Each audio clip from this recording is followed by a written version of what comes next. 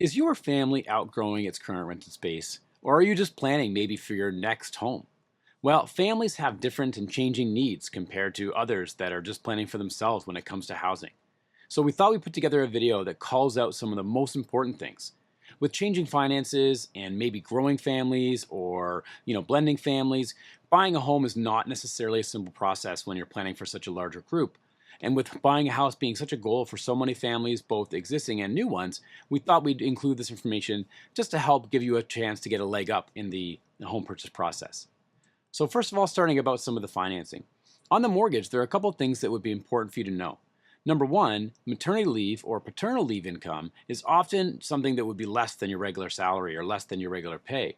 And many people wonder if they can even include that when they're applying for a mortgage. Well, the good news is that in many cases, you can, on your application for the mortgage, include your full salary or your full wage as long as you have a couple of things. Number one, you need to have a guaranteed return to work date. So you have to know and be able to get in writing from your employer the date that you're going back.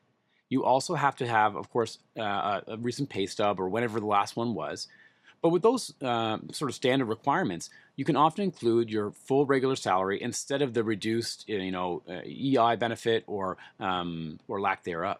The second thing is that on your growing family, you may notice that you receive a Canada Child benefit. Well, a lot of families depend on these funds to help, support some of the costs of raising children. Well, the good news is that you can actually include that income as well on your mortgage application on top of your regular wages. The great part about that is that this extra benefit can be used as your family grows to help support your mortgage application. And as long as your children are under the age of usually around 13 when you apply, you can use the entire amount of that benefit on your mortgage application. So those two things help to nail down the financing part and make it a little bit easier to qualify when your family is growing or changing. But Dylan, let's talk about some of the more specifics on finding the house itself. Yeah, absolutely. So, first off, if you have kids or are planning to have kids, a big consideration is the school that they go to.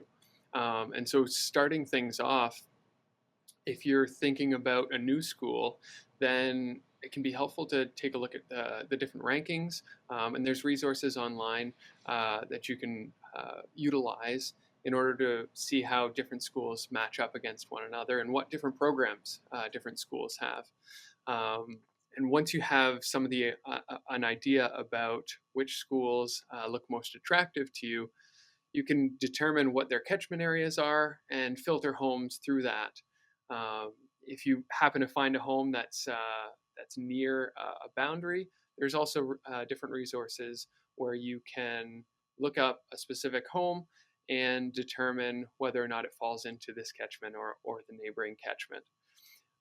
When it comes to actually going through homes, it can be tempting to bring the whole gang through, and whether it's a multi-generation, whether you have a multi-generational family, or if you have kids or both.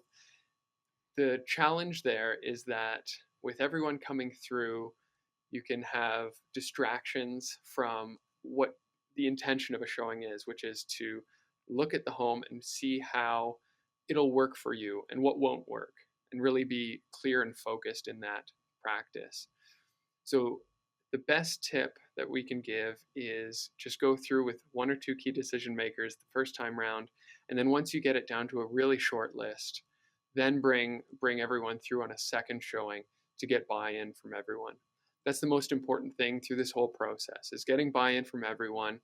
And if you bring everyone through on every showing, it starts to become an emotional roller coaster for everyone, which can make the peaks and valleys a lot more separated.